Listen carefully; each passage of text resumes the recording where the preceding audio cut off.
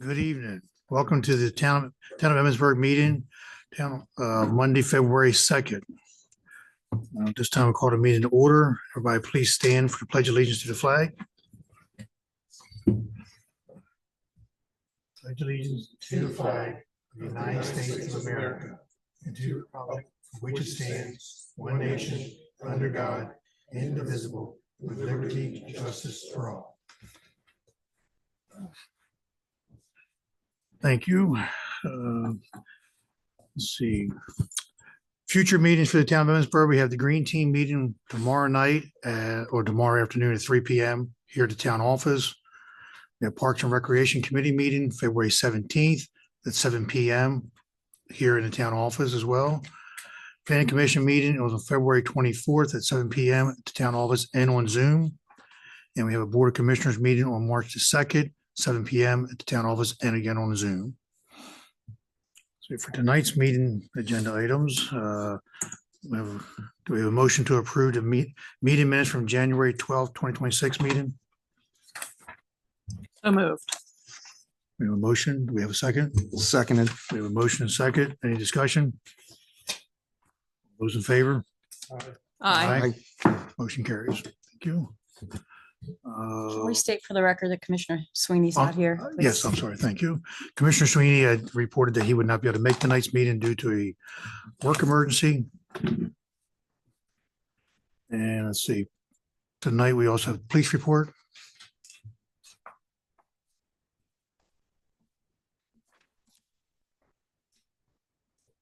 Good evening. It's still myself, Deputy Honaker, and Deputy Bartholow. We used 3 annual days of leave. We both had our police training online. We have no current fleet issues with our vehicles. We handled 121 calls for service, had 0 arrests, 55 traffic stops. Calls worth highlighting. There was a stolen vehicle at the Pizza Hut parking lot in town here, which was later recovered in Baltimore by Baltimore PD. And then if you have any questions about our stat sheet. Commissioners have any questions, comments? Mayor, anything? No. Good to go. Thank you. Thank you. Appreciate it.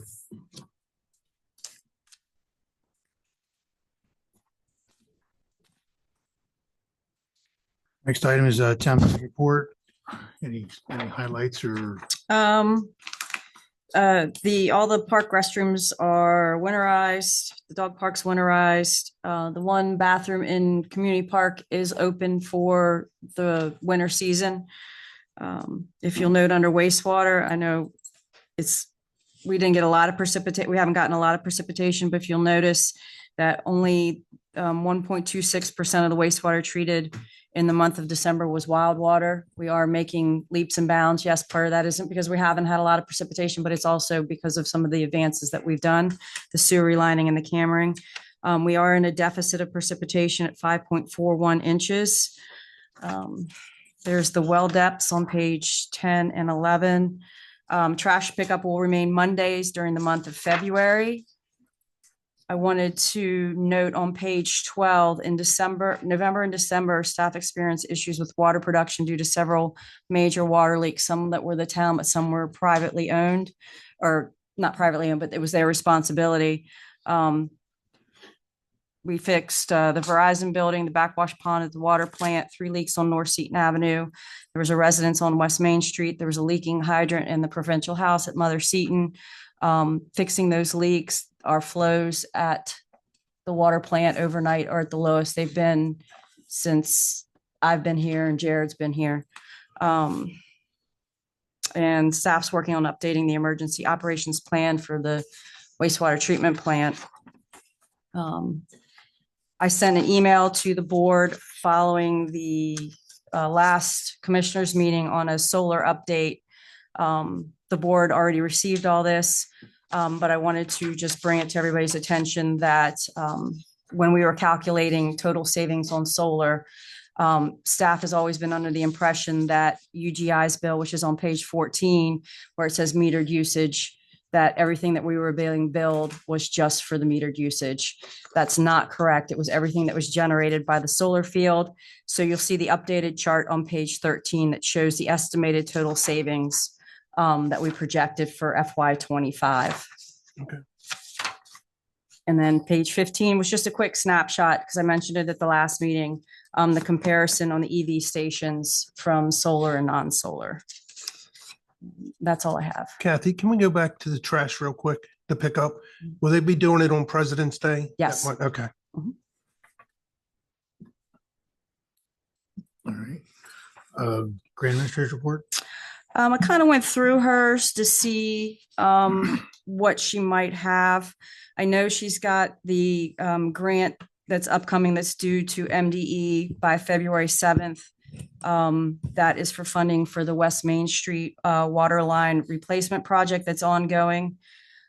She also has one due at the end of March, Maryland Heritage Area Authority. That's for the 22 East Main Street and the Welcome Center project. That's all I really highlighted on her grant report. If there's any questions, I can try to answer. Any questions? No. All right, then we have the code enforcer and the town operator specialist. The only thing on code enforcement during the snow emergency, there are 13 snow emergency citations issued and 6 vehicles were towed. On the town operations specialist report, I highlighted she's working on planning the 2026 farmers market. She's working with the mayor on the 22 East Main Street Visitor Center. Anybody that's interested, the concession stand brick project, the next order for bricks will be be going out in February. Next, we have town planners report. Good evening. This is the town planners report. I will just go over a few highlights. There were no zoning permits issued during the month of January, but we did receive 45, not 46 rental registration applications. And then under development updates, Emmett Ridge, they submitted a road closure and street cut plans, and we reviewed that. And there's some changes to be made. For Brookfield Phase 5, the Public Works Agreement is in progress. Deeds of easement have been prepared. The Public Works Agreement is on the agenda for tonight. Under text amendments, I want to highlight that the state is requiring municipalities to prepare an ordinance for accessory dwelling units. So we're going to be working on that. And under miscellaneous, we have a Federal Avenue Storm Inlet RFP that was put out and we received 7 bids, which will be on the agenda tonight. And under grants, we're still administering the Community Legacy Facade Improvement Grant. And for FY '24, we expended all the funds and accepting new applications for FY '26. And I've listed the meetings that I've attended during the month of January. Thank you. Any comments, questions? Just, Sheila, out of the rental agreements you're getting, what percentage of the total rentals you think we've received so far? Or we have no idea how many total rentals are out there? I have to look into that. Yeah. All right. All right, next, It might be 50% of, really? yeah. That's cool. 50%'s rolling along pretty good. All right, commissioner comments, anybody, any commissioner comments? Yeah, I just wanted to thank the town staff for handling the snow and ice and the long hours they put out there clearing the streets. That a lot of town our sides, all the roads are still snow covered if you look around here. So I want to point out all the effort that they got out there and thank everybody for getting their cars off the road that helped us get these clean.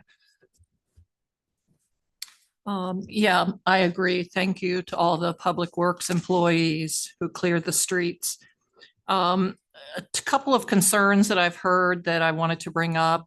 The first, if you're driving up South Seaton towards the square, early morning hours, like 3 to 4 a.m., the light is red and it doesn't change for you to turn right or left. So I don't know if there's a sensor in the road. Yeah, the one thing, if they go past that sign, they're past the camera, so the camera's saying, hey, there's nobody here. Mhm. Ski traffic was doing that on Monday, and they had traffic backed up past the fire academy. And it was skiers, so I really didn't go tell them. They sat there through a couple cycles until So if you stop at the somebody, line, you know, the camera's Picks you in up. picks front you of up. you. It's the Yes. camera on the Okay, pole. maybe they had Yeah, gone over the so, line. right. Okay, I'll double check that. Okay. And then the post office parking lot, the one-way versus two-way, I know we've talked about it many times. Can we have a conversation with the post office to maybe make it one way? So you can go in one way. There's a sign actually that says one way, but the arrows on the street are both ways. Well, I was going to question that myself because I got probably the same email, but so, well, the town doesn't have jurisdiction. Federal property. Well, it's rental property, but it's federal office there, but the town has no jurisdiction over it. But Correct. evidently the parking lot signage that the post office or whoever put in there says exit only. So I don't know if that's something the deputies can look into or do, because they're violating coming out by the signs that they have posted, but not by the town or state highway signage. We can make a request, but like you said, we don't have any jurisdiction over it. I don't know Sure, if the state would. I'll stop down and talk to Okay. the It's just that they're postmaster. She's Yeah, I think it would be much safer if it Sure. was one way going in and then you could exit out the back of the post office because coming back out, it gets jammed up. And I know they've said that the mailbox has been hit. Yeah, it's been talked about many times. Yeah, we've Council talked levels. about it It's many never- times. Over the last 20, 25 years, it's been talked about, but it's just that the post office staff has been not favorable toward it. But if there's signage there, though, I would think that the signage can be enforced because they put it up. That's all I have. Thank you. All right. Other than snow removal, I have no new comments, but yes, thank the town staff for everything they've done. Thanks State Highway for plowing me in over and over again. Appreciate that. Mr. Mayor, any comments? Yeah, just a couple quick things. Yeah, even our office staff has suffered the last month. Since early December, staff, we had no heat in this building. So they went through quite a while of working in cold conditions. And whenever I could come in and see their breath, I was told them to go ahead and go home. So there were a couple of days that we sent them home, but they sacrificed a lot, and it was pretty chilly. So I want to thank them, as well as our maintenance guys for what they did out on the streets. And again, I don't want to forget the citizens, because this was probably the best cooperation we've had with our citizens. And it's taken us a while to get the message around, but it worked. And we thank you. I too did receive a few complaints. And the problem being, we have a plan, and it's a great plan when conditions are right. But this time we've got 8 inches of snow, 2 inches of ice, and temperatures in the single digits. So trying to move that snow compared to moving a light, fluffy 4 or 5 inches, it's a totally different game. So we're going to put together, Kathy's working with staff, and they're going to put together a couple different plans so we know which one to pull out of the playbook, determining on what type of storm we have. But I just want to thank, like I said, our staff and the citizens for what they did. And finally, next month, I won't be here in the seat, but I will be here. I'm going to Zoom in next month on the 2nd. Will be my 24 hours out on the street to spend a day in their shoes to bring awareness to homelessness and people in need. Last year I did it, and the community came out in great support. We were able to take in over 1,500 food items and $9,000 in cash, which this year is going to be split up 3 ways. The food bank, the Seton Center, and Emmitsburg Elementary. So we're trying to reach as many people in need as possible, and also raise the awareness of a problem here in this area. So that's all I got. Thanks. Mayor, what did you raise last year for that? A little over $9,000 and 1,500 pieces of food items. So. Okay, thank you. Thank you. Next item is public comments. I don't have any. Nope. All right, no public comments. Next on the agenda is administrative business, which we have one for review of ordinance 25-02, which was student housing.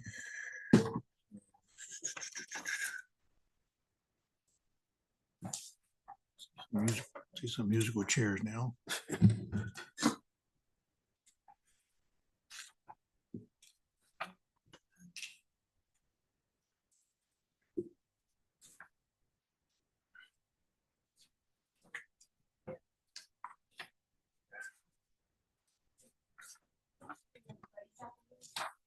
Good evening.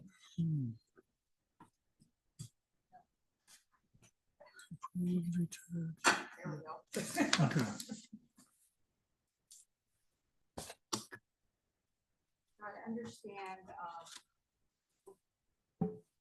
I understand that you wanted to come back and revisit or discuss the student housing ordinance that was passed last summer Yeah, I in don't think it's a June. revisit. I think it's more the rediscussion or discussion and Sure, so I'm happy to, maybe. I'm not really revisit later. sure why it's back on the agenda, so I'm happy to answer questions. The reason it got back on the agenda, and I'll let Commissioner Turnquist take over here in a second, if that's okay. But so the one, I think that the only one, and Julia, if I say this wrong, the only one that we approved was for the property on West Main Street. Mhm. Actually, it turned out that it's not one property, it's two properties. And the ordinance says that they have to be so far apart. And Actually, it is one property, and I think that might, I'm happy to get into that. if it's only one deed, then that's another issue. But if Yeah. it's double, if it's two separate deeds, that lies the question in the issue. Sure. And if it does come out to be only one deed, then Yeah. it might be a moot point. No, certainly. I understand your question. So that particular parcel is a single parcel. It has a single water meter. It has a single tax ID number. It is on a single deed. It is, For all 10 or 11, or I think it's 10 bedrooms, right? yeah, and it was a single family home. And then what happened was that it was converted into theoretically two separate units, but it's being operated as one entity. So if the concern is whether the approval of the odd house, was committed some sort of violence to your ordinance, I would suggest that it doesn't, because it is a single property, it's a single operation, and it's a single parcel. So if having all that, Sure, understanding that be correct, then that might be a. be the quickest meeting well, I ever It may came be a moot to. issue. Again, I'll let Commissioner Turnquist Sure. jump in here in a minute. Yeah, But that I was the didn't, concern. Mhm. I didn't think it was viewed as a single parcel because there are two distinct dwelling units, 103 and 105. So, So even though it's under one parcel, there are two dwelling units. right, but the way the ordinance is written, and let me, I believe it says per dwelling unit. no, it under the actually says ordinance. property. The 500, first of all, the 500-foot thing is sort of a relic from, I guess it was from another portion of your ordinance that related to boarding houses. And so when you get to, hang on a minute, item number B5, under the special exceptions, it says the dwelling unit shall not be located within 500 feet of any other property operating as student housing or a boarding house. And Correct. property is not the same as a dwelling unit. Right, but the two properties, 103 and 105, are two distinct dwelling units. But it's not a distinct property, is what I'm trying to articulate. It is a single parcel, a single water meter, a single tax bill, a single house. Well, I know you can have multiple dwelling units. Correct. But have to let it go under one parcel.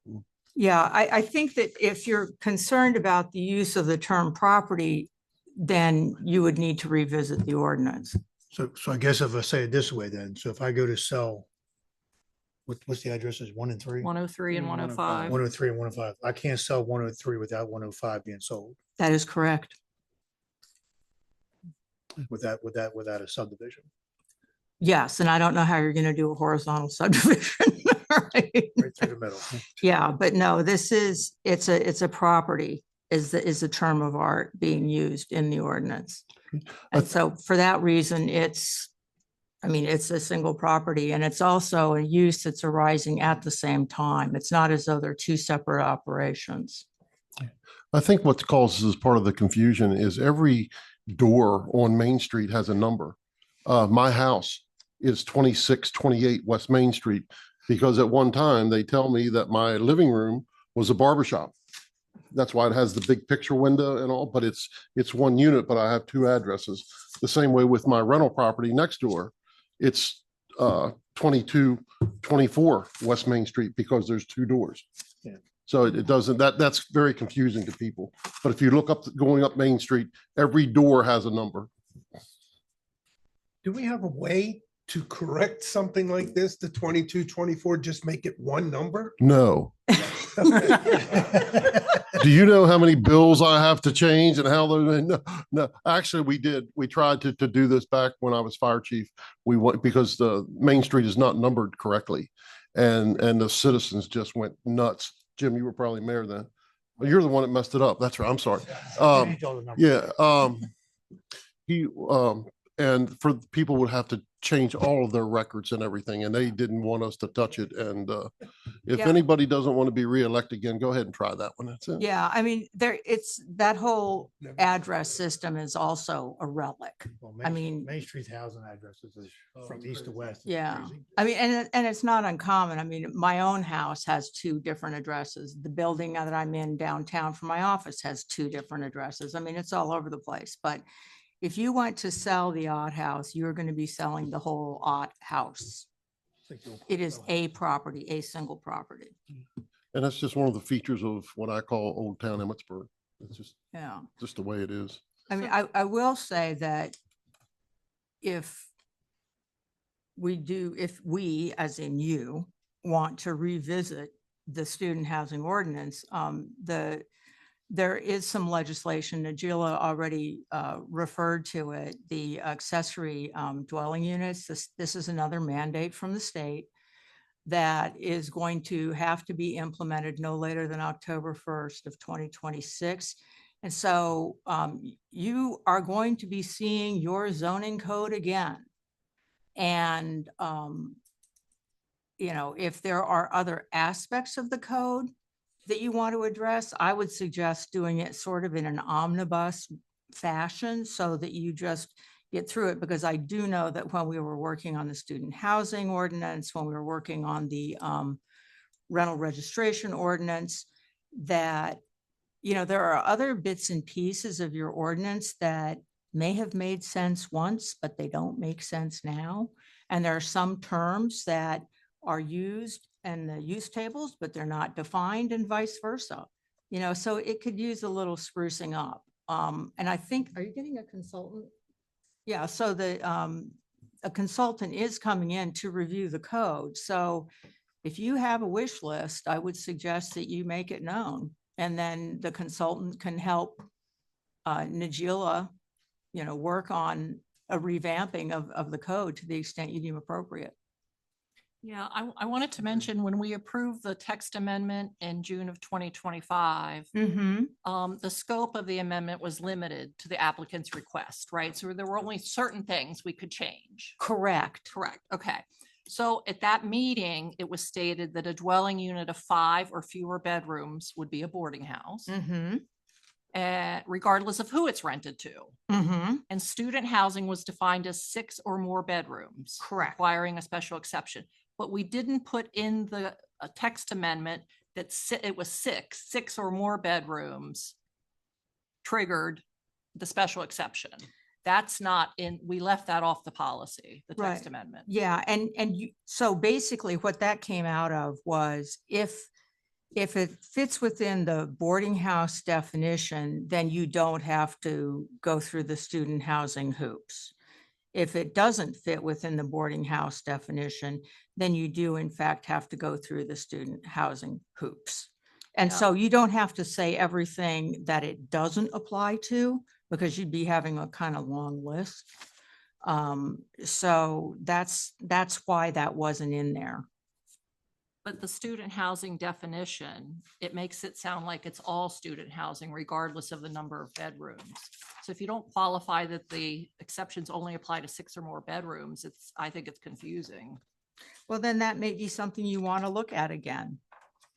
I mean, I don't I don't know that anybody has honestly been beating down the door in terms of this process. I'm only familiar with one BOA hearing.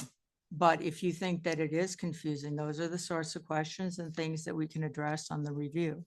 Yeah, because I wanted to see if the commissioners were interested in any other updates. Like we had talked about, should a boarding house, if you rent it out to students, should an exception be required? Well, yeah, and I mean, and the term boarding house is a little bit antiquated too. You know, But if I have 5 bedrooms, I can rent to students, no problem. I don't need any approval. well, depending upon which zone you are, because you Well, still have village to meet zone. the underlying, right, you Yeah, still have village to zone. meet the underlying zoning. But if I have 6 bedrooms, then it triggers an exception. Correct. So should there be a difference? I don't know. That's something we can talk about. But the student housing or the boarding housing, whichever becomes an approved use, like a change of use for a business or what have you. So you could list that 6-bedroom as student housing, or you could still list it as boarding housing, but it wouldn't be, the Right, exception would but be if different. you want to rent a 5-bedroom house to students, an exception is not required. It does not have to go to the Board of Appeals. That's correct, but it would be a boarding house, not a student house. Right, but if you're renting the boarding house to students, shouldn't you still have to have an exception if you're renting to students? No. Why not? Why does one Be- be- additional bedroom be- trigger? Because the 6-bedroom doesn't trigger student housing. Yeah, it does. No, I don't think it does. I don't think it does. The Student housing, an exception only applies to 6 or more bedrooms. right, but just because it has 6 doesn't mean it has to be student housing. It's a parallel, Correct. it's a parallel definition, if you will, or sort of parallel, not really parallel, but you know, you have other uses that are permitted in the village zone too, that are different uses. And there is boarding houses. If you're renting to students, boarding houses are a subset of the rubric of student housing. I mean, I see exactly what you're talking about with respect to, you know, well, if it is student housing, but it isn't 6 bedrooms, right, then what? And so, I mean, we can look at that. If you'd like to add that to the list of looking at things, I mean, the consultant can certainly add that to his list or her list, as the case may be. And then maybe, I don't know, we may want to think about removing fraternities as a special exception. We talked about that We too. talked about that Yeah. before. And then should we cap the number of bedrooms for student housing? Currently it's 6 or more. Do we care if there's 20 bedrooms? Do we care? Then it's going to start looking like an apartment complex. I bet we would. Yeah, I mean, I think that you Yeah. would. I mean, you can rent an apartment to students without being in violation of anything because it's an apartment. It's not a student housing. I mean, this happens because of the way the zoning code is written and the way it's written with respect to what constitutes a single family dwelling, right? And that's where things start getting really problematic because the definition of family is not necessarily related to people by blood or marriage, but people acting as a single household unit, right? And let me tell you, there's litigation about whatever the heck that means. And that actually comes up in the context of frequently of sober living houses, which we just don't want to go there right now. We'd be here for days. And so because single family homes are for single families or for groups of people that are acting together as a single household unit, then you wind up with this other situation. So what happens when you have a family who wants to rent out a bedroom to a student? You know, well, that student's going to be paying their own expenses, so they're not acting as a single family unit. So then they fall within the rubric of the rental registration. And, you know, and so it goes. And so everything is kind of interconnected. Yeah, so if the commissioners agree, maybe we could bring it back as a future topic, an agenda item, and see if anybody's interested in making additional changes. You did say that you have somebody that's going to come through and go through the code.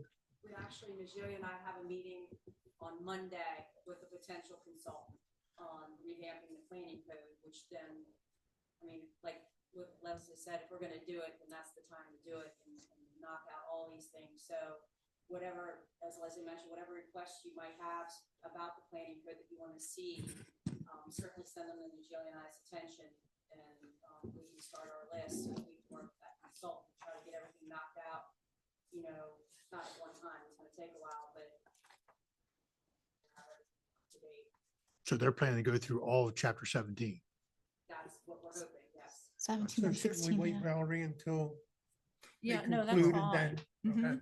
Well, maybe not That's- conclude, well, maybe no, not I mean, conclude it, but at least make Let it. them, yeah. Put it on the Yeah, list. and Go in the through the meantime, review. we Put it can on go the ahead and list. send our request for changes. Correct.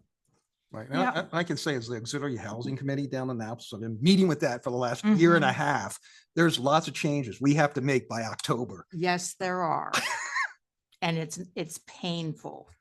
I've gone through this with some other municipalities. I mean, the whole, you know, what you can have, what you can't do, setback requirements, and then there's, you know, theoretical legislation rolling around in the halls in Annapolis that are going to completely upend zoning if it passes. All right, so we're gonna put the request in for what we're looking in chapter 17, What was the other student housing and whatever else. 16? Yes, chapter 16 and 17. 16, So if there okay. are points that you think should be clarified, this is a golden opportunity. So send them to Nigeria or Kathy or both? Both, okay. All right. So any questions, comments, or opinions of what they should be definitely looking at? Yeah, no, that Send sounds forward. great. I just had one other general question. I noticed a lot of our ordinances that we approved like last year haven't been uploaded to the code yet, the Muni code. How long do they take? I literally got a confirmation from them stating the ones that they're updating, so they just sent me a list of them, so they're doing all of that now. It takes them forever. No, it's not your fault. We're at their mercy.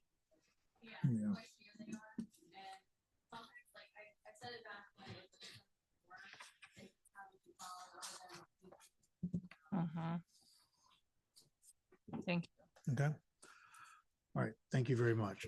So the next item is discussion for the Town Visitor and Welcome Center. I'm not sure who this is. Okay, I got that one. I'll try to be real quick on this. So before you done? do Go ahead. that, would you like me to exit? Are you done with my comments? Um, I am on 25-02. yeah. Right, no, I I just think didn't know you're if you good. wanted me to stay for the whole meeting. No, You, anybody have anything else for Ms. Beth? Only if you'd like to, if not. I can, Well, sure, her car's running right now. I can tell you that. no, well, I'm happy to stay if you No. think that I can lend anything to the conversation, but I also don't want to bill you for time that you're not using. Thank you. We're good. Okay, Thank you. you're very Thank you, Um, Mr. Mayor. the old town hall on Main Street's been sitting empty for years and years and years. We use it for 12 hours a year for our election. And while we are trying to bring new businesses into town and getting rid of as many empty storefronts as possible, we have one of our own. So recently, we've been getting a lot of people that are coming up with historic items of the town. And while we don't want to turn them away, and we don't have any place to put them. So my thinking is to take the town hall, the old town hall, and turn it into a small museum and welcome center. That my plans would be to have citizens staff it just like other communities. And where we can display our history, and where our businesses can advertise. Somebody comes to town and wants to know where the restaurants are, or even somebody that lives here. I get phone calls all the time from, elderly people that need help at home. Where can I find a painter? Well, they can go there, pick up a card, and so, so we'll give our businesses a place to advertise. So that's something I just want you to think about. We are going to start doing some maintenance in there. Needs new ceilings, needs new flooring. It's kind of, even if we keep it to nothing, it needs fixed up. We had some water leaks and things like that. So we're going to do the normal maintenance, but I just like a nod of the head to see if everyone is in favor of this and thinks it's a good idea. And so Maddie could start working on some grants and some funding opportunities. So I like it. I have a quick question. Have we ever thought about selling the property? it houses our maintenance people. Oh, okay. Then we'll keep it. We could always rent it back, I guess. I Yeah, don't no, know. no, We had that's the same fine. discussion more than once. Okay. We that's ended up fine. with, we'll keep it. Yeah. Do the deputies use that space now? They have a back office there, but we're Okay, so also, that look- would remain. that would remain. Yeah, we wouldn't be use that unless we expand. And we've also thought about trying to get a place here in this building for the deputies or, someplace else that's kind of a little more user friendly because all it is a little room. It's kind of disgusting for them in there, but that's where they are. So. Use my space back there. I like the whole idea of it. The welcome Yeah, I center. like the it. concept. Need a motion? We can put Or our we time just- capsule there. No, I- Yeah. Nope, we're good. Yeah, there you go. Good, Kathy. We're good. Just, we're good. Okay, we'll keep moving and we'll keep you updated. Very Thanks. good. Thank you. The next agenda item is consent agendas. There is none. Treasurer's report. Oh, it's Cliff. Yeah. I'm sorry. Let's see, do we need? Ordinance, is that it? Next. Ellie, you want to read that? You've read it in the past. You want to read it again, please? Sure. Our cash balance as of January 1st, 6.8 million, deposits totaling 418,188. We withdrew 339,000. Operating balance forward is 6.9 million. The top 10 checks are there in the middle of the page. And the fund breakdown, general fund, we have 1.7 million. Capital projects, 806,000. Stormwater management, 32,000. Water fund, 322,000. ARPA, 328,000. Sewer, 3.6 million, for a total of $6,838,060. Thank you. Next agenda item is planning commission report. Yeah, there was no planning commission in the month of January. Thank you. That brings us to our actual agenda items. So our first agenda item for this evening is the FY 2025 audit presentation.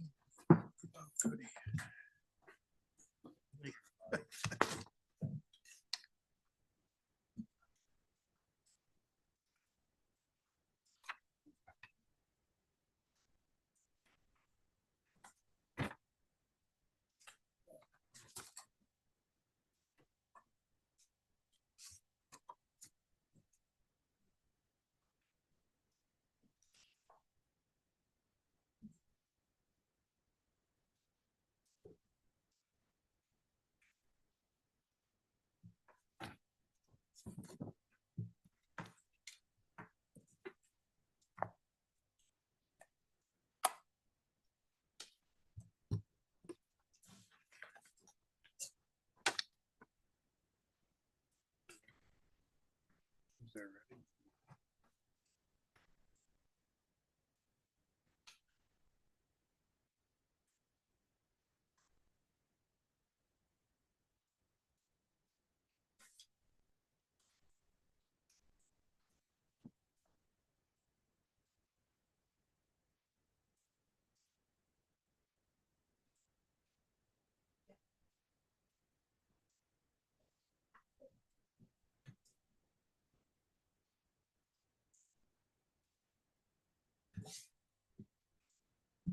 All right, good evening. Hi, I'm Michelle Mills, Audit Principal with De Leon and Stang. Good evening, everyone. My name is Addie Blickenstaff. I am an audit manager at DNS, and I was responsible for the oversight and day-to-day management of the FY 25 audit. All right, we have prepared an audit dashboard of some key takeaways from the fiscal year 2025 audit. Yep, there we go. Okay, sometimes I'm challenged by how well can I see that far, but I think we're okay. You guys have heard me say before that management is ultimately responsible for the financial statements. We, as your auditors, are responsible for planning and performing the audit to ensure that the financial statements are free of material misstatement and issue an opinion on those financial statements. Under item number 1, you'll see that an unmodified opinion on the financial statements was issued. Unmodified means clean audit report that the financial statements were fairly stated. We did identify one significant deficiency in internal controls over financial reporting, and we have a slide a little bit later to go into more detail. We found all transactions were properly supported and recorded. We were required to adopt a new accounting standard, GASB 101, compensated absences. The effect to the town of Emmitsburg was not material, and there was no restatement needed. There were no misstatements or audit adjustments as a result of our audit procedures. We encountered no difficulties in performing the audit, and there were no disagreements with management. The audit report and the Uniform Financial Report, also referred to as the UFR, were filed with the state of Maryland by the extended due date of December 31st. For fiscal year 2025, the town was subject to a uniform guidance audit due to its federal expenditures exceeding $750,000. That audit is still in process, and we expect to have it completed shortly. Its due date to the federal government is March 31st of 2026. This next slide is going to give some financial highlights from a government-wide perspective. Again, in the audit report, we are going to see 2 levels of presentation, one from a government-wide and one at the fund level. So we have slides that cover both. The first government-wide slide, first item, the overall change in net position was an increase of $5.4 million.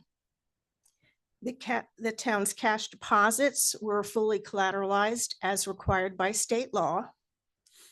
The town contributed just over $124,000 to the Maryland State Retirement and Pension System, and the net pension liability at the end of fiscal year 2025 was just over $1 million.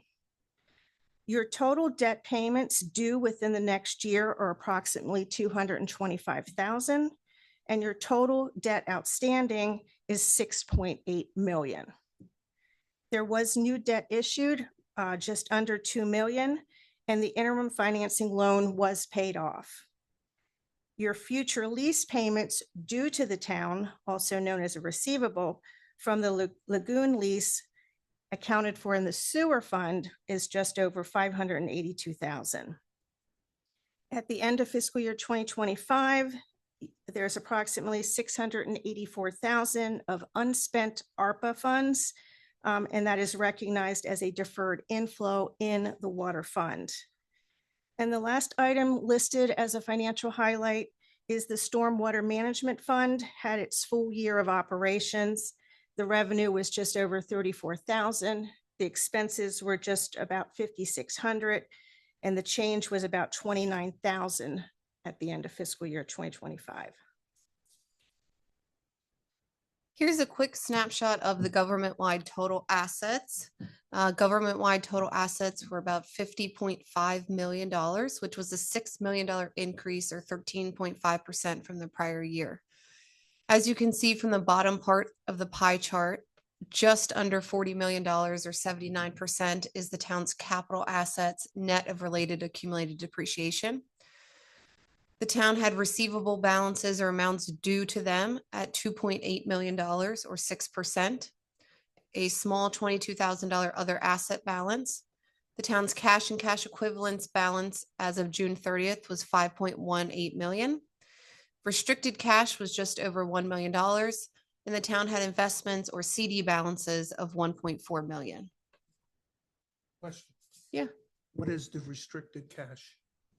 That relates to restricted net position in the water and sewer fund eons ago, Kathy, related to surcharge improvements and something. Maintenance. Probably about Yeah. 2010, 2008. somewhere around there. Yeah, they were collected for certain purposes, and so they were restricted to those purposes. Thank you. Mhm. What's the aging on the receivables? Most are current. A lot of it is your June 30th bills to the water and sewer, and then a lot is amounts due from other governments related to grant activities. Mhm. Here's the other side, the government-wide total liabilities were just about 10.3 million, a $2.9 million increase or 39% from fiscal year 24. You may wonder why it increased about $3 million, but as Michelle just mentioned, there was a new loan of $2 million in fiscal year 2025. So as you can see, the town's total debt obligations are about 6.8 million or 66% of your total balance. As Michelle mentioned, the net pension liability is just over $1 million. And there's accounts payable and accrued expenses of 2.4 million. The next several slides are going to highlight the fund level. So this particular slide is on the general fund. We're showing you the general fund balances at June 30, 2025 were 1.3 million. They're required to be accounted for in separate buckets. The majority of your fund balance is unassigned at just over 1.27 million. There is about 42,000 that is committed, and this went back several years ago where there was an amount put aside to pay out employees when they leave the town. There's about $42,000 left. And then non-spendable, a very immaterial dollar amount, just represented prepaid expenses at the end of the fiscal year. The general fund total revenues were 2.6 million, and that was 2.7% more than fiscal year 2024, an increase of about 67,000. The general fund total expenses were 2.4 million, excluding the transfer to the capital projects fund. And that was an increase of 18.9% from fiscal year 2024. The approved transfer to the capital projects fund was just over 515,000. Overall, there was a deficiency of revenues under expenses of about 337,000 versus a deficiency in the prior year of just under 21,000. Here is the general fund's revenues year over year in a nice bar graph. The left columns, I know the colors are pretty similar, are fiscal year 24, and then the right columns are 25. So we can see that the town's taxes did increase from about 1.3 million to about 1.5 million. There was an 8% increase in your real estate taxes, as well as a 29% increase in the local income taxes. Intergovernmental revenues stayed comparable year over year.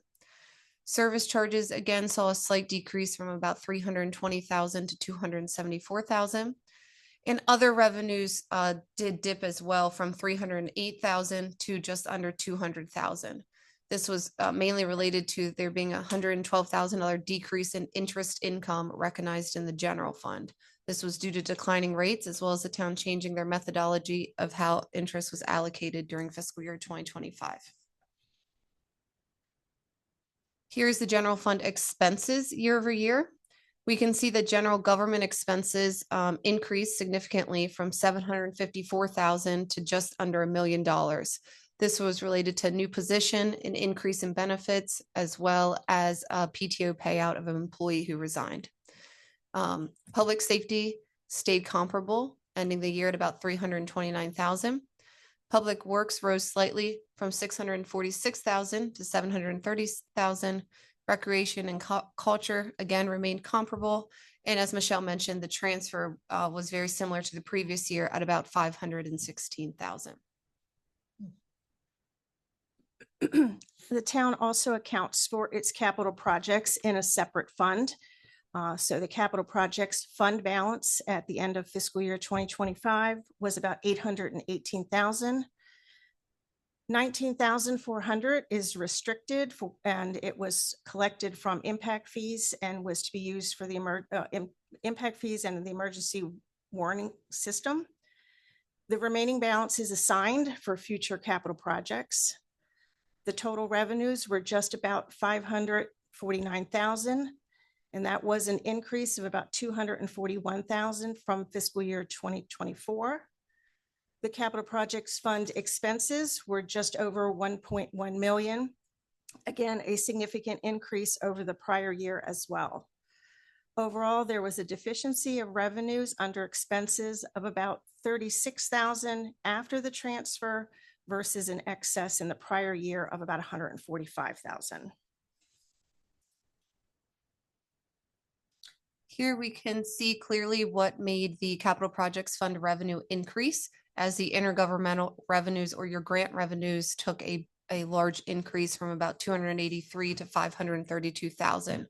During the fiscal year, there's many new projects and initiatives that were grant funded, the streetlight replacement grant, new public works equipment in the Rainbow Lake Grant Project. The capital projects fund also has some low miscellaneous revenues, and then there's your transfer figure year over year. Here's the capital project fund expenses by department. So general government saw a slight decrease, ended the year of about $83,000. There were no capital project expenses in the public safety department. Public works also saw a slight decrease from about 444,000 to 390,000.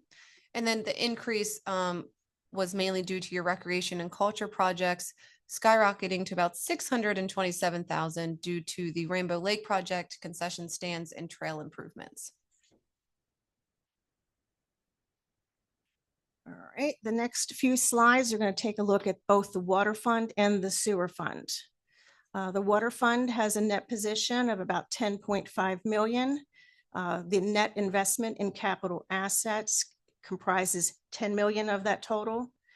Restricted for expendable maintenance and improvements is just 259,000, and restricted net position is just over 175,000. The operating revenues were 892,000, and that was a decrease from the prior year of about 11.5%. The water fund's operating expenses were just over 901,000. And that was a 13.7% increase over the prior year. The operating loss for the water fund was about 8,800 compared to operating income of 216,000 in the prior year. Overall, the change in net position was an increase of 3.9 million after the non-operating revenues and expenses. Again, there was a significant amount of capital grant revenues in the water fund, as well as the investment income, the rental, and the interest expense. Here's the snapshot of the water fund revenues year over year. Charges for services did increase from about 706,000 to just under 900,000, as expected due to the 36% rate increase that happened during fiscal year 2025. There also was no new tap fees in the current year as compared to the previous year of about $40,000, which sits in that charges for services bucket. Operating grant income, there was zero for fiscal year 2025. In the prior year, there was a $300,000 approval to use ARPA funds to cover operating cost. In the next column, you'll see, as Michelle mentioned, there's about $3.8 million of capital grant revenue. So ARPA funds were used for all of your capital projects in the water fund, the clarifier, the DePaul Street and North Seaton water line. Overall investment or interest income was just under about 100,000. And then there was a small $7,500 balance of miscellaneous income. Here are the water fund expenses. Personnel expenses of the water fund decreased slightly from about 275,000 to 240,000. Operating expenses rose to about 486,000 from the previous year of just under 354,000. In fiscal year 2025, the increase was due to an increase in lead and copper inventory. $73,000 also spent, or an increase in needed repairs and maintenance in the water fund. Depreciation expense of the water fund is about $175,000 for fiscal year 2025, and the water fund has a small interest expense balance of $7,700. Lastly, we'll take a look at the sewer fund financial highlights. The sewer fund had a net position of 20.7 million. In that was the net investment in capital assets of about 16.9 million. Restricted for expendable maintenance and improvements was just over 745,000.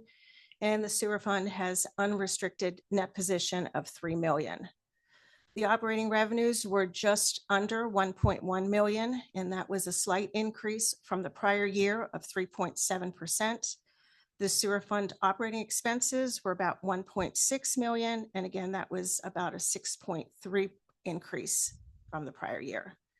The operating loss was just over 554,000 compared to an operating loss of 495,000 in the prior year. Overall, the change in net position was an increase of over 1.2 million after factoring in the non-operating revenues and related expenses. Here's our last snapshot of the sewer fund. Service charges, again, slightly increased, but that did not see as much of a rate increase as the water fund, so they stayed fairly comparable. There's a small operating grant income of about $31,000 for fiscal year 2025. The sewer fund earned interest income of just under 154,000. Grant income was new this year, or capital grant income was new this year for the sewer fund, about $1.6 million from the USDA grant for the pump station. Rental income of just under 85,000 and a miscellaneous bucket of about $22,000. Lastly, here are the sewer fund expenses year over year. Personnel cost increased slightly to about 455,000. Operating expenses also increased slightly to just under 460,000. Depreciation of the sewer fund was $706,000 for fiscal year 2025. And sewer fund interest expense was $121,000 for the year. So we can pause here if there's any questions on any of the financial highlights or any of the fund level or government-wide slides before we talk about internal controls. Yes, can we go back to the restricted cash for both the water and sewer fund? We brought it up last year and there was supposed to be like an investigation to determine what that money was. Could we move the money out of restricted to unrestricted? I reviewed the code. The only thing that's current in the code is that tap fees will be restricted and reserved. There's nothing else in the code or the audit report, the accounting policies that would require us to keep those funds in reserve for other purposes. So can we unrestrict those funds and use them for improvements? I think my response might be to make sure we have read the ordinance and make sure that the intent of the ordinance, we're following it. An ordinance can be amended. So if we are now looking at a different place today, you can certainly revisit whether or not the ordinance needs to be amended to release it. Well, Jim, were you talking about an ordinance from long ago? Yes. For the restricted funds? So yes, so an ordinance was created during the need of infrastructure repair and the desire to build more and more mostly residential property. So we couldn't build the properties unless we had was able to make repairs to the infrastructure. So ordinances was created back then to whatever surcharges. I don't remember all the numbers and how we done it, but there's some calculations done to that the surcharge would be set aside to do for the infrastructure improvements. for infrastructure improvements. Okay. Well, so apparently that policy or that ordinance has been abolished. And in 2014, the town passed an ordinance that spoke to tap fees, that they would be restricted and reserved and limited to be used to enhance, repair, and maintain the town's water system. So if that old policy is null and void, can we unrestrict those funds and use it for infrastructure? I'm going to go back and say, and again, Commissioner Hoover, I remember specifically there was a discussion on tap fees. and a separate one on a surcharge. And the surcharge, if I'm remembering correctly, was like a short window of time. It wasn't for like in perpetuity. It was Correct. date specific start. And then at some point it was taken away, like the town no longer was doing the surcharge. And I want to say it might have been 2 or 3 years. It wasn't a very long period of time where that surcharge was in place. The Right. tap fees, I think was a different ordinance So possibly. The tap fees got I'll say modified when the enterprise funds were established. So it used to be that you had one general fund and it covered everything, sewer, water, operating, everything. And then it was established that there would be enterprise funds. You have your general fund and then your two enterprise funds. And then, so then the sewer and the water became separate entities, so to speak, of the town and restricted. And the tap fees was then was to, if you're going to build a house, it pays a certain amount of fees for the tap fee. And that was to add that 250 gallons of water or sewage to the system.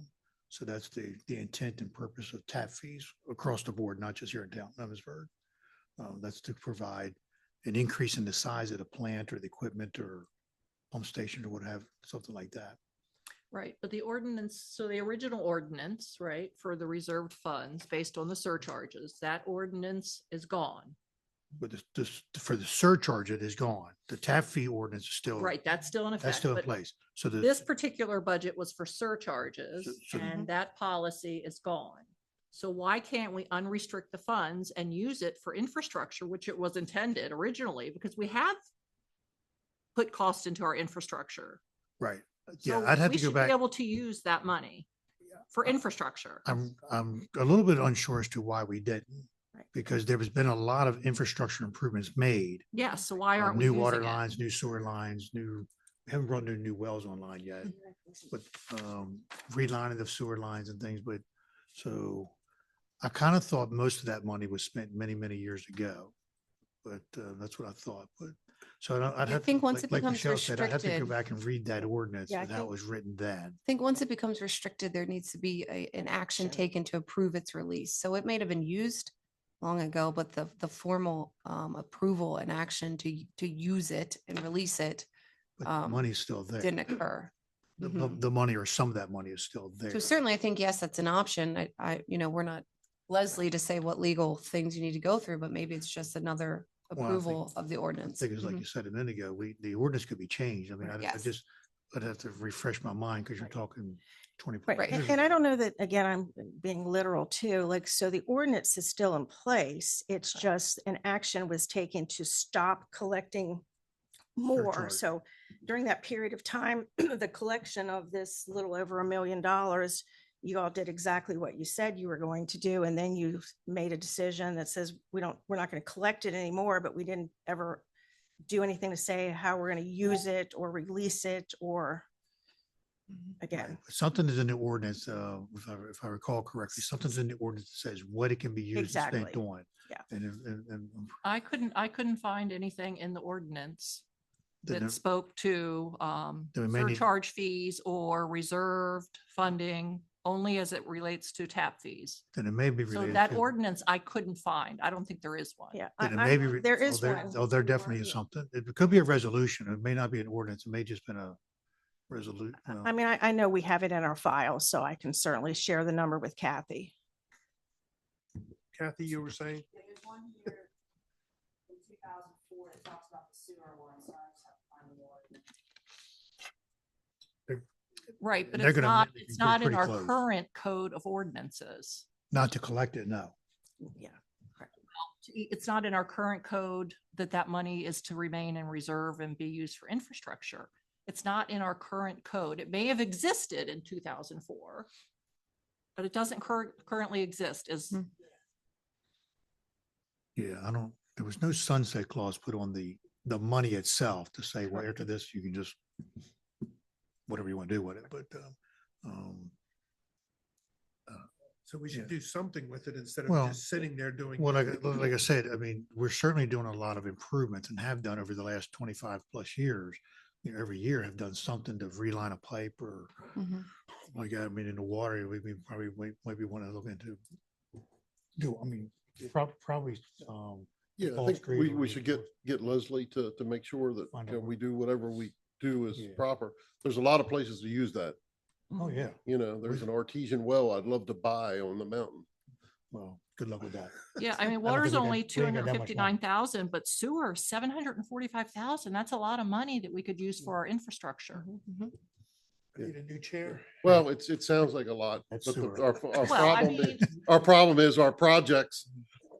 I don't even think we have a project that would, You might be, that would take care of it. It wouldn't be a nice chunk and I'm all about using it. So that's, you yeah, might so be- if we could you figure might out be how able- to use it. You might be able to use it to pay unrestricted. down debt.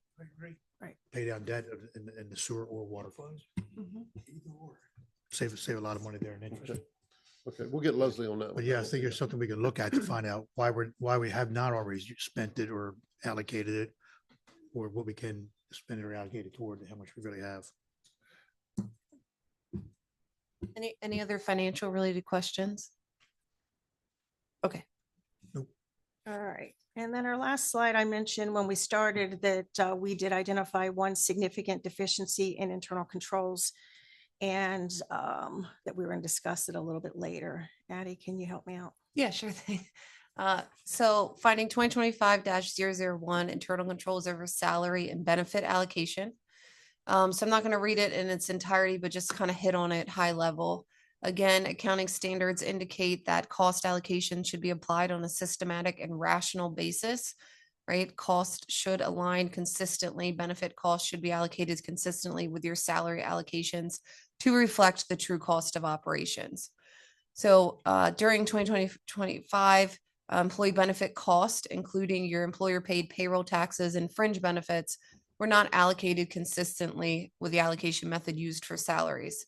So salaries are allocated based on actual effort and time spent on your applicable programs, but the related benefit costs were allocated using each employee's home department and the adopted budget.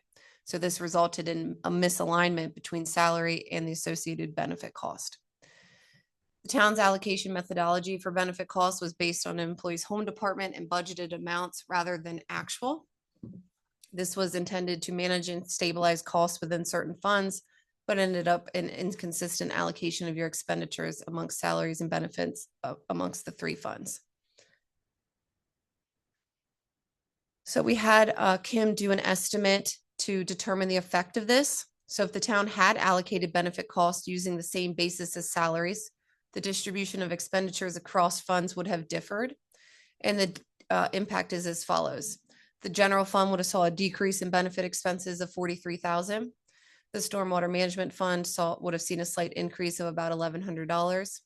The water fund would have had an increase of benefits of about 58,000, and the sewer fund having a decrease of about 17,000. So our recommendation to the town is to revise its cost allocation procedures to ensure that benefit costs are allocated consistently using the same basis as salaries, which is based on your estimated or actual level of effort. Anytime there's a finding, the town is required to provide us a response to the finding. And you can see management's response here, indicating that this was presented with the draft budget to use the benefits expenses allocated on the same basis as salaries. Question. Yeah. I've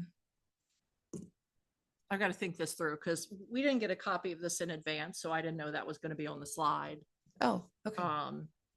So in terms of allocating benefits to where the salary, in proportion to where the salaries benefit, Mhm. where the salaries build.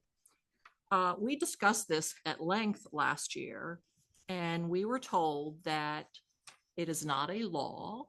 It is a best practice to allocate the benefits to the various departments along with, in proportion to the salary. Mhm. Is that statement true, that it's a best practice and not a law?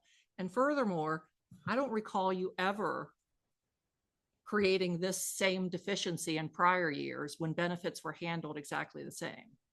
So how is this all of a sudden? Is there a new GAAP rule that? No, there's not a new gap. So let me answer your first question first.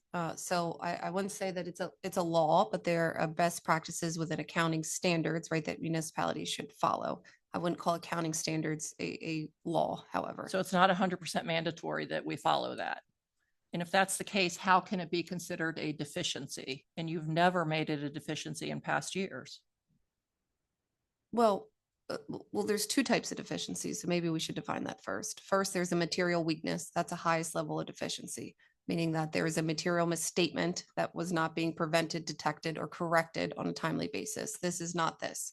This is the second subset of a deficiency called a significant deficiency, right? A matter to bring up with governance, recognizing that something isn't aligning with best practices and ended up being a material dollar amount for this year. So to answer your question, in past years, it has been looked at, discussed with the previous accountant.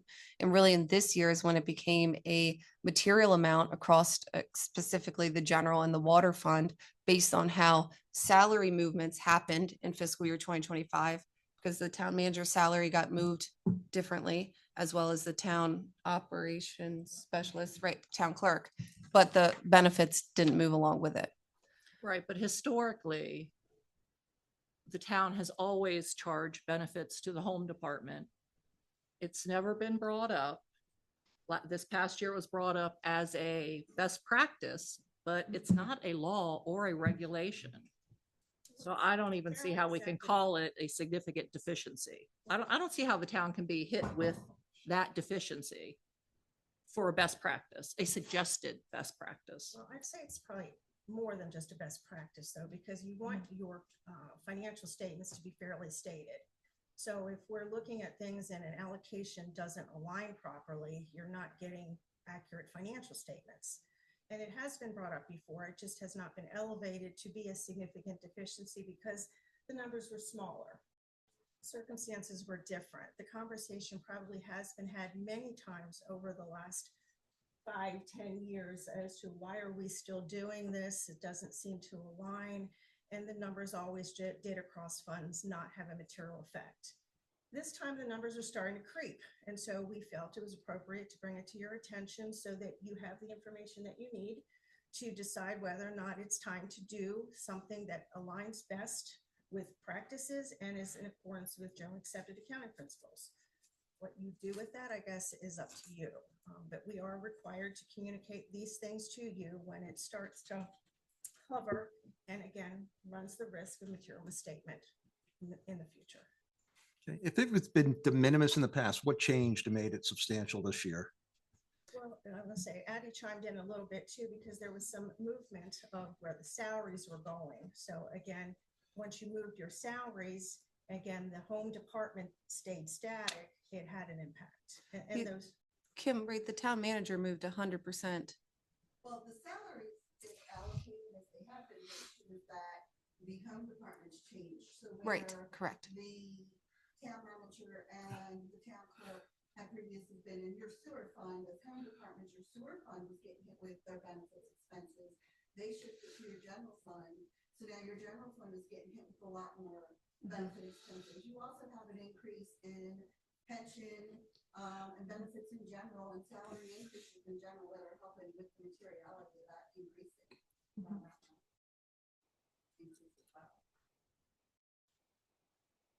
But the benefit and the labor portion both got moved.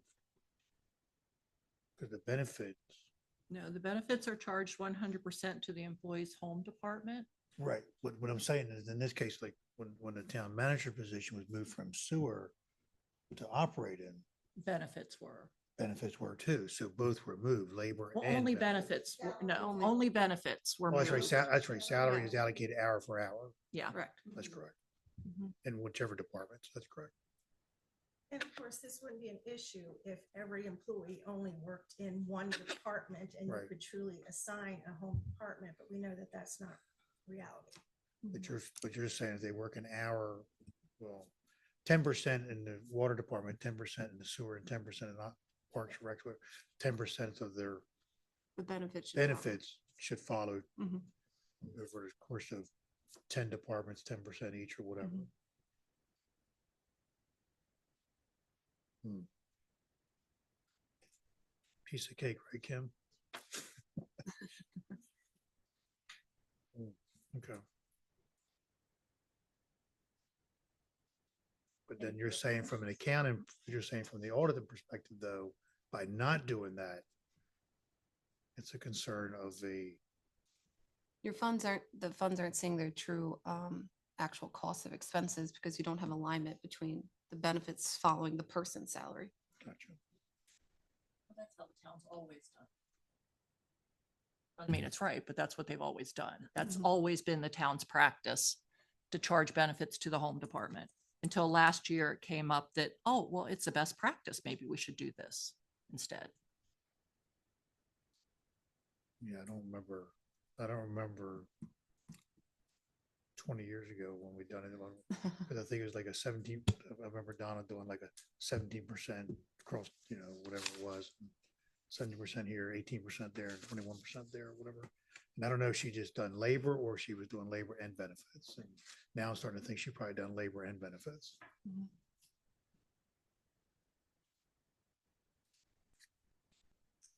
Yeah, any other questions?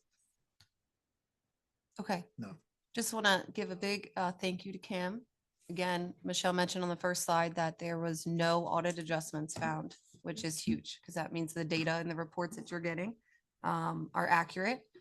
And we're not having to come in and do journal entries at the audit and then you're seeing it months later and thinking everything you saw during the year wasn't accurate of what happened. So big kudos to Kim. Thank you. I just want to thank Kim for reaching out when questions arise because it does help. We would rather be proactive instead of reactive. So if there are questions or there are any concerns that are shared at the commissioner level, it's not uncommon for Kathy and or Kim to reach out just for clarification so that there aren't surprises. And that's really important too. Thank you. Can we get a copy of the slide deck? Thank you. We can send that out tomorrow or tonight.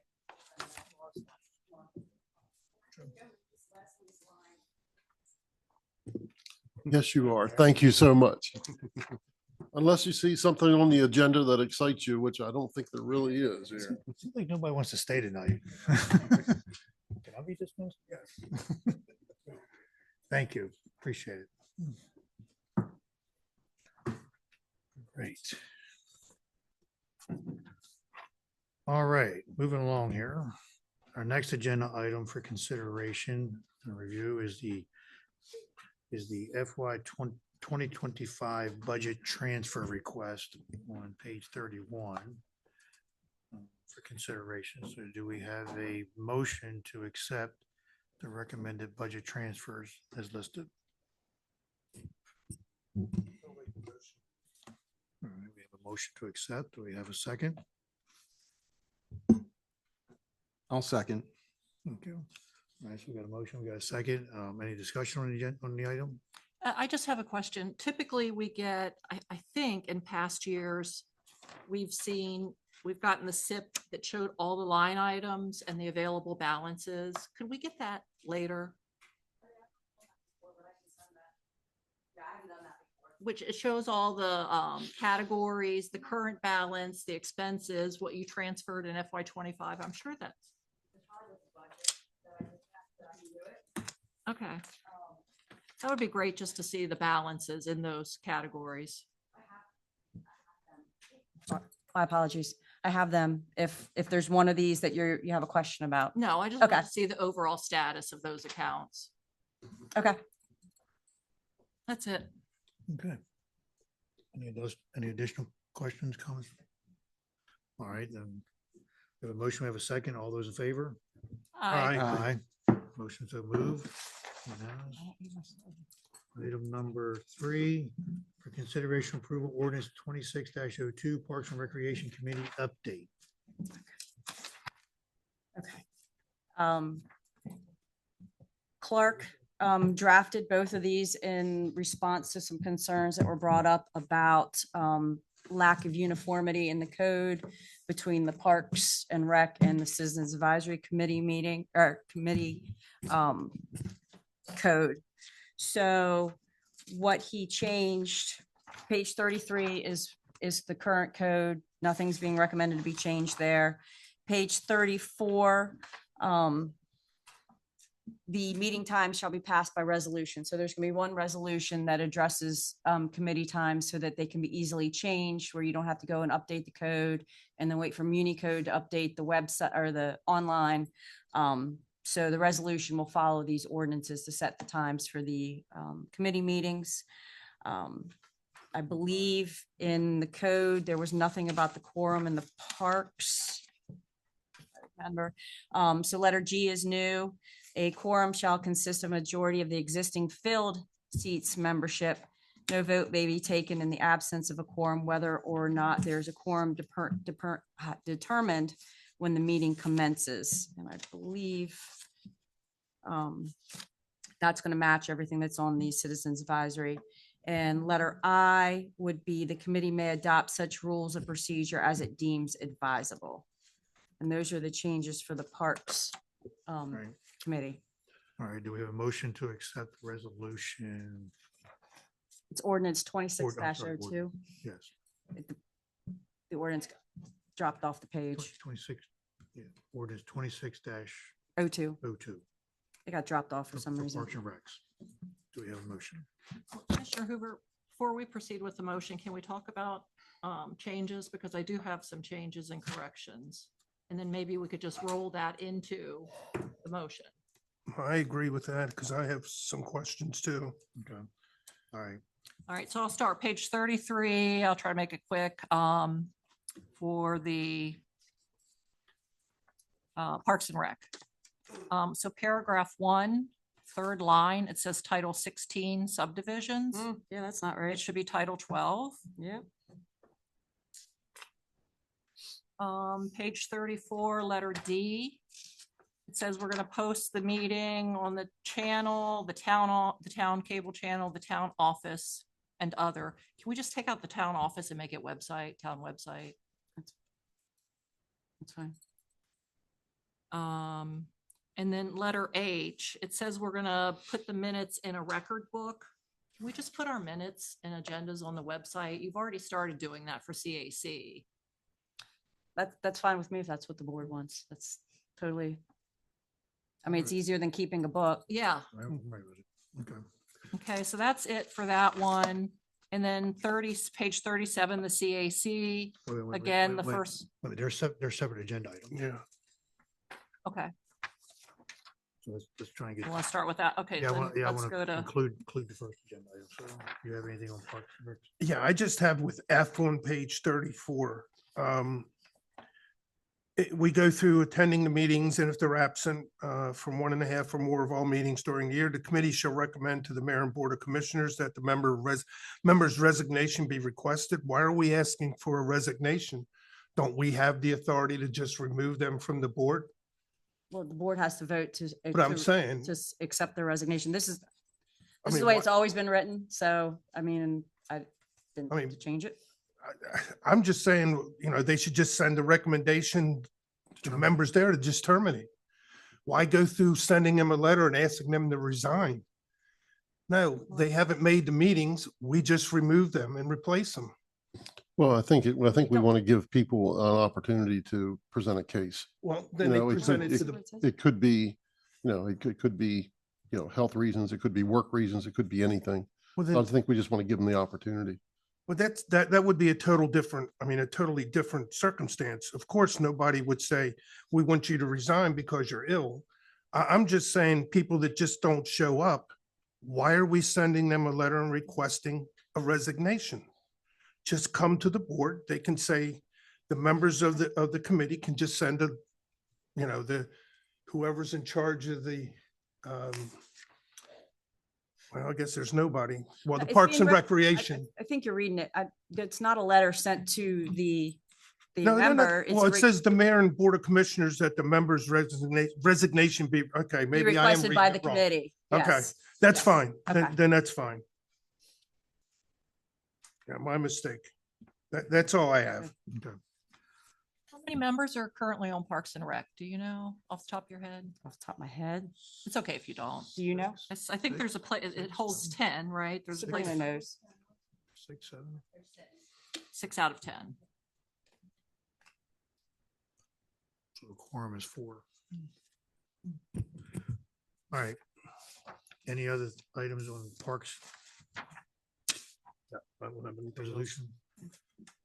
That's, I'm Commissioner fine. Hagan? Yeah, I'm good. Do Commissioner you want me to make a motion?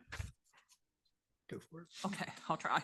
It's just your changes, so. Yeah, so I'll make a motion to approve chapter 12.20 Park and Recreation Facilities as amended.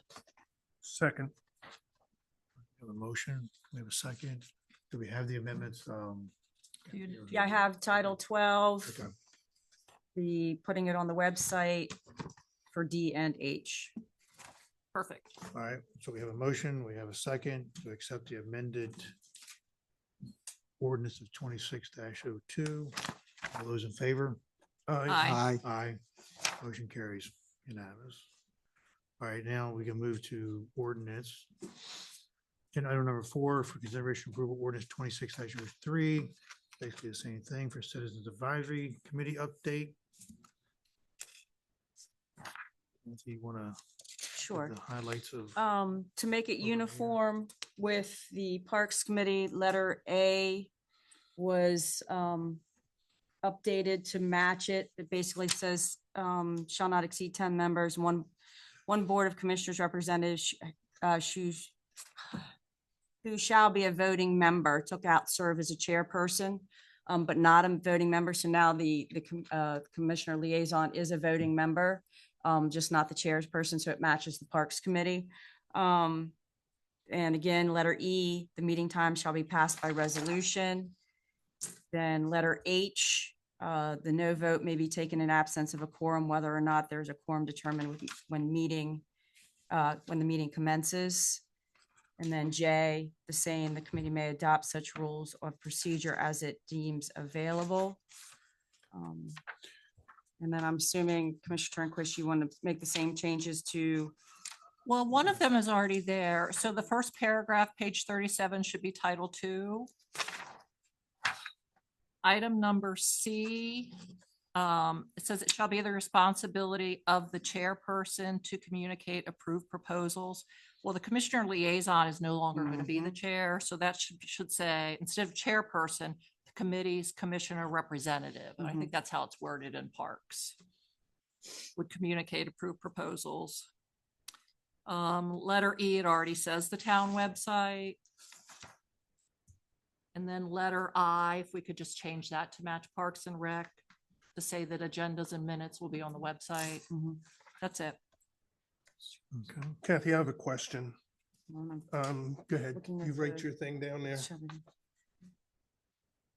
good, okay. When it says here on A, one member may reside outside of the town limits, Yes. should we put it in as to say under the 2127 area code, 21727 area code?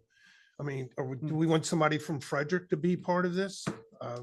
I'm just throwing it out. The original idea we pushed was so we could have a possible business owner represented in there, and we wanted wherever, if we had business owners that were interested, we could bring them in regardless of where they lived. Yeah, because we do have a lot of business owners that live in Pennsylvania or, outside of the 21727 zip code. And it's kind of hard to get business people to serve on the committees, and we don't want to turn anybody away that would be willing to give their time. Okay, thank you. All right. Anything else? No. Commissioner Hagan, anything else? No. Mr. Turnquist, so then you have the same comment basically as Parks. And then we're going to change it from chairperson to committee commissioner representative in letter C. Letter I, we're going to make that the same as Parks and Rec and post agenda and minutes on the website. So it looks like there's 3 changes. I think everything else was already consistent. Do you have a motion? I'm sorry, my microphone's not on. Do you want me to make a motion? Yes, please, somebody. I make a motion to approve an ordinance to amend Title II for the Citizens Advisory Committee as amended. Second. Second. Motion, we have a second. We have all the changes and edits available. Yes, I'm good. Thank you. Good. All right, all those in favor? Aye. Aye. Motion carries in favor. Unanimous. One more. It takes us to agenda item number 5 for consideration approval resolution 26-03, establishing meeting times for Citizens Advisory Committee, Parks and Recreation Committee, and the Planning Commission. No planning commission, just Parks and Rec and Citizens Advisory. Yeah, I see the title says planning commission, but that's not on there. All right. I guess the third paragraph, section 2.80020E and section 1220.020D. Can we add D there? Mhm. And that's all I have. Otherwise, I think it's great. All right. Any other comments? No. Motion? I'll make a motion to approve a resolution approving the time change for the Citizens Advisory Committee and the Parks and Rec Committee as amended. Second. Resolution 2603. Resolution 2603. right. Is that on We here? have a Why motion, can't we I have see that? Second. Oh, there it is. We have a motion, we have a second. Any other discussion? All those in favor? Aye. Aye. Motion carries unanimous. Moves us on to agenda item number 6 for consideration approval of public works and improvements agreement for Brookfield parcel C, D, and E. Okay, so this is the Public Works Improvement or Improvement Agreement for the Brookfield Phase 5 project that includes 10 single-family homes. So this is a standard document that we execute with any development project to make sure that it protects the town and the developer does everything correctly and dedicates any public improvements to the town. And it needs to be approved by the board before the developer can proceed. All right, as you said, it's a pretty standard statement that the town has, so do we have a motion to accept the Public Works and Improvements Agreements for Brookfield parcel C, D, and E? Motion. I'll make the motion. Do we have a second? Second. Motion's been made in second. Any additional discussion? No discussion? All those in favor? Aye. Aye. Aye. What the count? Count is that a, I don't know. how do I count that? How do I count that? Like a Just vote? 3-0. 3-0. Motion carries. And we'll make a note in the minutes that she had stepped out. Good deal. All right, motion carries 3-0. unanimous. All right, that moves us along to Sabrina, can you put the thing up? motion number, agenda item number 7 for consideration approval of bid of Federal Avenue Storm Drain Inlet Project. I got a feeling that's why I'm looking at the picture here. All right. Only the one picture. So do we, I guess I need the bid here? Yeah, there's What bids. page is it? It's 5460 They have the pictures, right? Yes. Okay. Yes. Yeah, that's fine. somewhere. All right, Yeah. so do we have I- a, I've got one. Excellent. so the apparent low bidder is DSM Contracting. That is not who staff is recommending. Okay, I was going to ask about that. all right, so they're apparent low bidder, so then we open Yes. back to, so Well, who is the Staff? town recommending? So why? just real quick, we sent all the bids to RK&K, the engineer, to review. See why, Too too low. That low bid was very Too low. incomplete, Too- very bare minimums. So after reviewing all the rest of the bids and working with the engineer, staff is recommending, as well as the engineer, Hobbs Excavating at 108,675. They were the next low bidder. They had outstanding references, like probably the best references I've ever gotten for a vendor. Hobbs is the lowest bid, right? Is Well- that the one we're accepting or you're, The lowest qualified. right? Yes. Okay. The way I heard it from you was different, so I Oh, no. apologize. Yes, so staff is recommending Hobbs Excavating LLC. They had outstanding references. They had a good bid package. As you can see, it's a project that has to be done. It can be funded out of Fund 2. for stormwater. Right now, stormwater in Fund Two has $343,434 dollars in Fund Two to pay for this project. So what you're really saying is DSM was actually disqualified. We ruled them out, yes. Correct. All right. So do we have a motion to accept staff's recommendations to accept the Make a motion. lowest responsive bidder of Hobbs Excavating LLC for $108,675,000? Make the motion. Seconded. All right, I have a motion with a second. Any additional discussion? No additional discussion. All those in favor? Aye. Aye. Motion carries unanimous. No, we have one more item. Yeah. So this is just a discussion, right? No, I'm sorry. No, that was number 7. Now we're on number 8, right? Discussion. Yeah. Final discussion item here is for discussion of FY 2027 water rates. Right.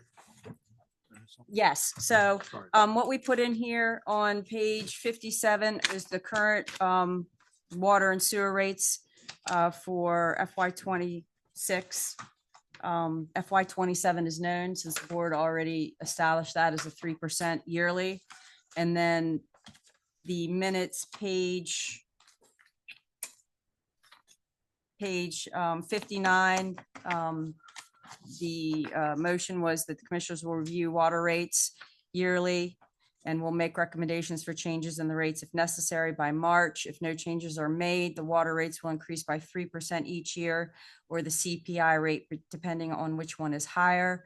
Working with Leslie today, the CPI for the the current CPI for the Northeast is 3.3%.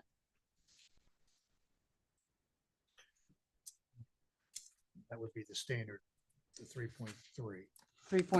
That's what the current CPI, or as of December of 25, the CPI for the Northeast is 3.3%. Kathy, would it be able to obtain, I guess what I'm looking for is what areas have a 3/4 inch pipe, one has one has 1.5. I'm trying to look to see what areas use which pipes. We don't, It's not like that. okay, The majority of your residential is either a 3/4 or a 1 inch. There are some residential that are 1.5 inches. And then above that, some 2 inches are mostly your apartment buildings or your multi-family dwelling units, and then some commercial. We do have that breakdown, right? It gives the numbers. Yeah, Yeah. I we- did it, yeah. it's probably 1.5 years old. Yeah, Okay. we shouldn't have had much building going on. No. It would be- can I obtain a copy? of Yeah, I that? think yes, Okay. That's it. yes. Personally, I would like to table this so I have an opportunity Yeah. to really look at it. This is my first opportunity, being the newest person on the board. So that's just my opinion, but I'll go along with whatever anybody else wants to do here. As you know, we start planning the budget very, very soon. So Any other Um, questions, comments, concerns, opinions? I think we have until March, right? I am to not make a here. Make a change. I'm not here in March and the mayor's not going to be here in March. Which is the next agenda? The whole You'll be month? here? What?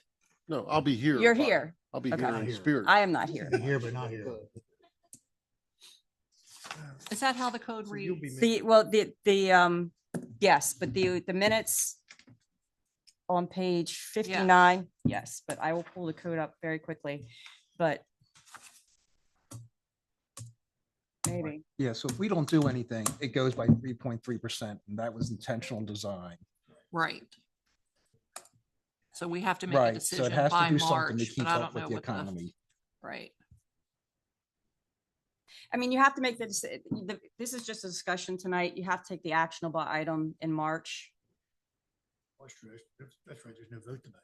No vote tonight, So March is this. Okay, decision making. so that's fine. but we kind of wanted a consensus so that we can prepare the ordinance for March's meeting, because you have to update all the rates and don't know. such. Let me find.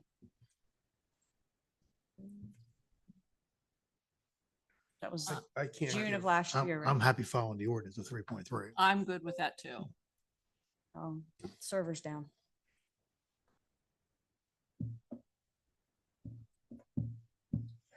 So I think Yes, the sir. consensus is going to be, that's yours. I mean, you're not going to. I'm going to abstain Well, because can- I haven't had time to really. We're go not, we're through. not making a vote. What's, you were going to just let it pass through? No, no, no, no, no, no, no, no, no, the consensus, they need, so they need to bring back an action item for us to vote on. In March. Okay, Right, in March. I don't know. But at this, at the Yeah. moment right now for budget planning, they're gonna go with the 3.3. Okay, And that's how we'll We're prepare not the about- ordinance for next month's meeting. okay. Based off the 3.3%. And if you could get me that information, sometime, And that ordinance is like tonight. yeah, before the end of the month, Mhm. I'd appreciate it. That way I can, because I want to run some numbers too and just see where I'm at with all this. So We have all the numbers. I if you know. Want to come in? I know. Well, and it maybe might I'll be do Easier that. for you. I'll plan a day. What day is available? I could do that. I'll do it. Kim is out this week. She'll be back next week. Yeah, Okay. yeah. Monday, Tuesday? Tuesday. I don't care. Okay, 1 o'clock? Whatever the 10th is, that's fine. 1 o'clock? Tuesday the 10th. Okay. Thank Kathy, you. Could you just share the documents with all of us? That way, if he comes back, if Commissioner comes back and says, this says this, at least we know what he's talking about. Mhm. I won't even know what I'm talking about. I wasn't gonna say nothing. So we're all looking at the All same thing. No, that's great idea. All right, so then that's where we're at with that. So that we'll do. We still That's have the fine. ordinance, of, I think, 3.3, and then just like tonight, if it gets a 3.3 for whatever reason not accepted, we're amended. That makes us to our final agenda item, which is for discussion of, not discussion, but the March agenda items. Mhm. I was making a quick note.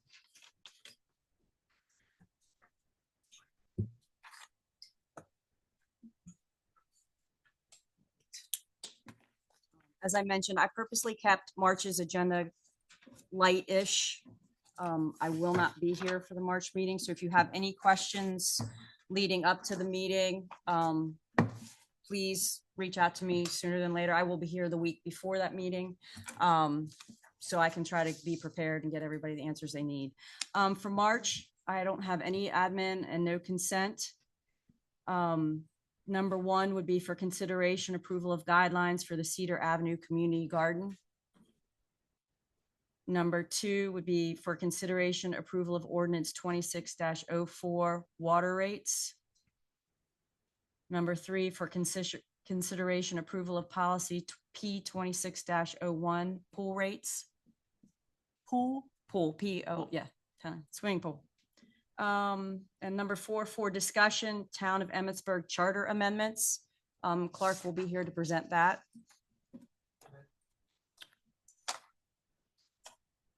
No, I don't. No, there's a handful. It's not overwhelming.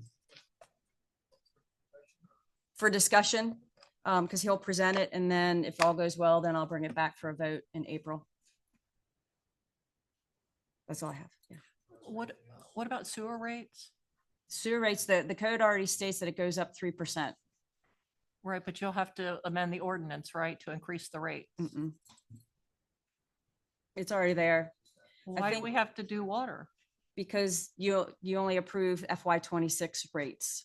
Basically, what the minute said was that you would review them January of this year to set them for each year after that the board decided you guys wanted to review them every year. Right. 'Cause the Sewer cons- you didn't do. Sewer you just said it's a 3% yearly.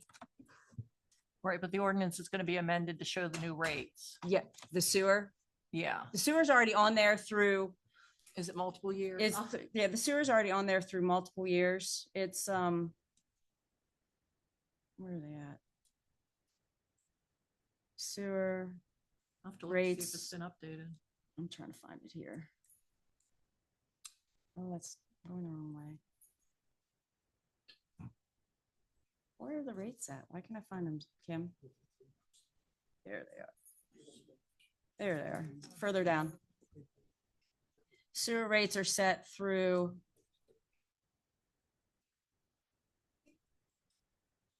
I think it's through 29. I'm not finding it. I mean, I agree with you. It's not enough. Like, we tell people start really using it, right?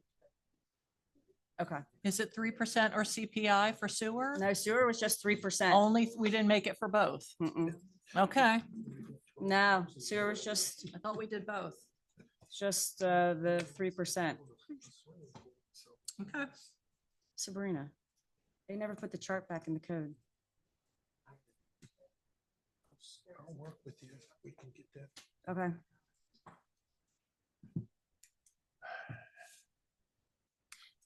Okay. He left me in charge. Yeah, here it is. It says. Yeah, beginning July 1st, 2024, the rate for all sewer customers shall be billed quarterly for usage over 6,000 gallons shall be increased annually by 3% from the preceding year's rate.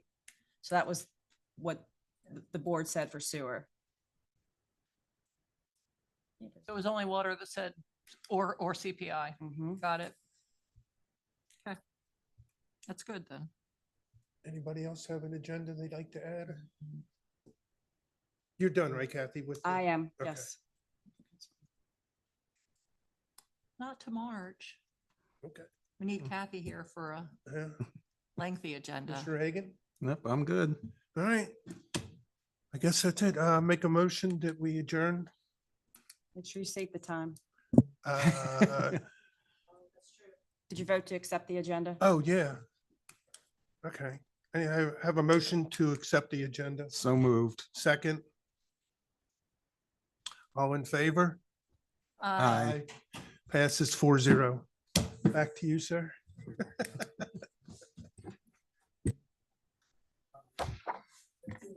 Just one. Just one. Yeah.